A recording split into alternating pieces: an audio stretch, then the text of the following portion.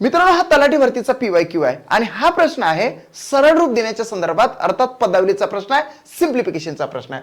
सिम्प्लिफिकेशनचा कोणताही प्रश्न सोडवताना आपल्याला बॉडमासचा नियम वापरावा लागेल की बॉडमास काय सांगतं, बी म्हणजे ब्रॅकेट. सर्वप्रथम तुम्ही ब्रॅकेट सॉल्व्ह करा, मोठ्या ब्रॅकेटमध्ये लहान ब्रॅकेट आणि त्याच्यामध्ये लहान ब्रॅकेट आहे. सर्वप्रथम या लहान ब्रॅकेट पासून आपण सुरुवात करू. 7तून 4 गेले, उरले किती? 3. आता आलो आपण या महिरपी कंसामध्ये 15 वजा 3 गुणिले 3. आता या ठिकाणी आपल्याला गुणाकार करावा लागेल. 3 त्रिकी 3 9. 15तून 9 गेले, 15तून 9 किती? 15तून 9 गेले तर 6 उरतात. आता या ठिकाणी 6 जे उरले तर ते 17 वजा 6 मधून 17तून 6 काढावं लागेल. 17तून 6 काढले तर या ठिकाणी येतात 11. या लास्ट स्टेपवर आपण 121 भागिले 11 आणले तर या ठिकाणी 11 1 11, 11 1 11, उरला 1 झाले 11 आणि 11 1 11 म्हणजे 11 आन्सर येते मित्रा.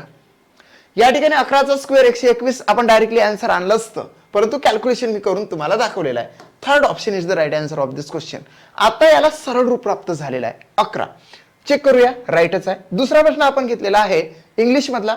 Select the most appropriate question tag to fill in the blank. She never lied after that incident. बघा काय आहे, आपल्याला क्वेश्चन टॅग विचारलेला आहे. क्वेश्चन टॅग जर विचारलेला असेल तर पहिले स्टेटमेंट बघायचं. स्टेटमेंट जर निगेटिव्ह स्टेटमेंट असेल तर आपल्याला टॅग हा पॉझिटिव्हच पाहिजे. म्हणजेच काय की जर या स्टेटमेंट म्हणजे no, not, never, nothing, none काहीही कोणताही निगेटिव्ह दर्शवणारा शब्द आला तर या ठिकाणी नॉट नको, यायला नाही पाहिजे not.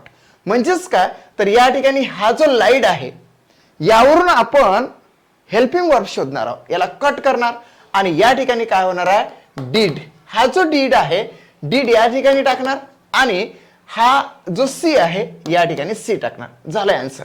C never lied after that incident did she म्हणजे आन्सर येते मित्रांनो या ठिकाणी third option is the right answer of this question.